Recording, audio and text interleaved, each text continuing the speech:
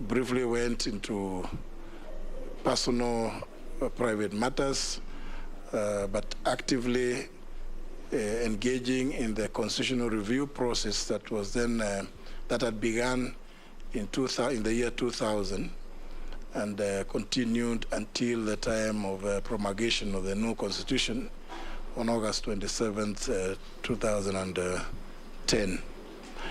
Also at that time, I served as the chairperson of the Center for Multi-Party Democracy, which was intensely engaged in the process of constitutional review and did a number of matters, including the decision to go and seek a Supreme Court interpretation on the realization of the two-thirds gender rule then in the Constitution, and the Supreme Court did give an advisory that suggested that the principle would be realized through progressive mechanisms that the state would undertake.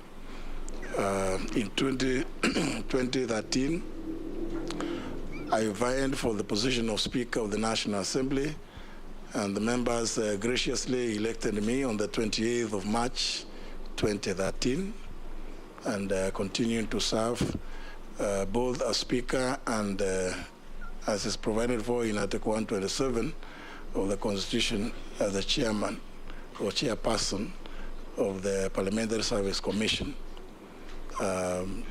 We continued, and in 2017,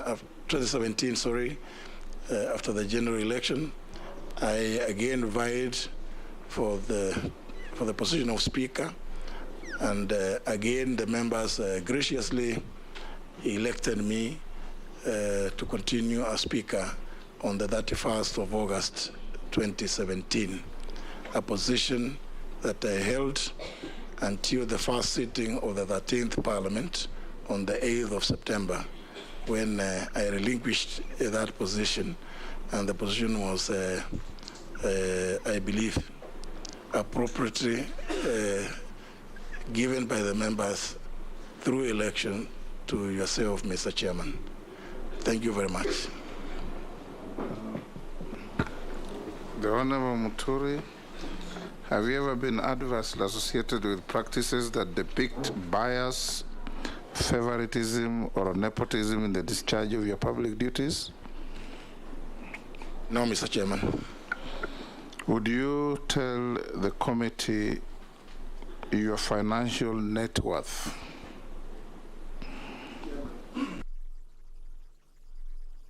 Mr. Chairman, I've been a very modest public servant, and my net worth is currently estimated at just about 700 million.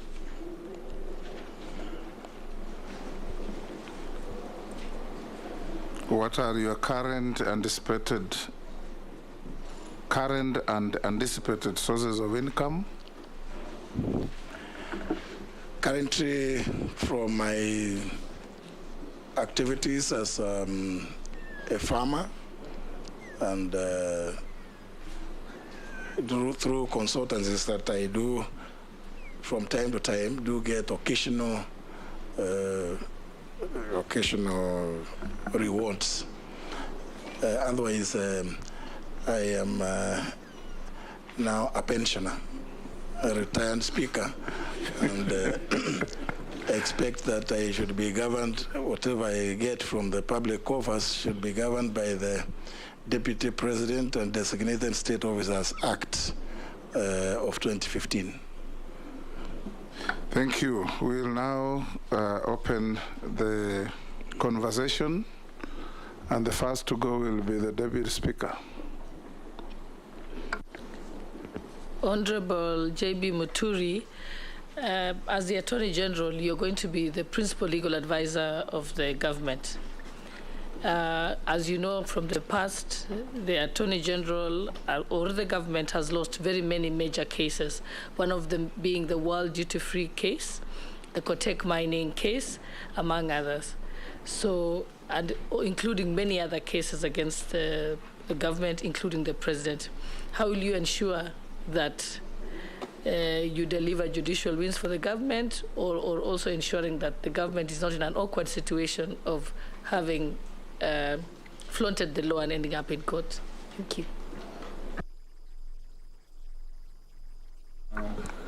And we want to carry on as we take 4 at a time, then you answer them and we take another round. Kimani Chungwa. Thank you, Honorable Speaker. And I'll just carry on from where the Deputy Speaker began from. As the Chief Legal Advisor to Government, Honorable Muturi, you know, under the previous regime, there has what was seemingly an abuse of the justice system for political reasons. I don't know what you intend to do now as government's chief legal advisor to ensure that the criminal justice system is not used by government, the government that you'll be serving in, for political ends. Two, in relation to what the Honorable Shalay has asked you, it's indeed true that government has lost a number of cases in court, and tied to that is a question of pending bills. Close to 1 trillion shillings of adverse court judgments against government. What will be your immediate dues in terms of probably being able to renegotiate or negotiate with other litigants against government to help government to bring down this huge cost of pending bills in terms of court judgments? Thank you. Wandai. The Honorable. Yes, thank you, Honorable Chairman.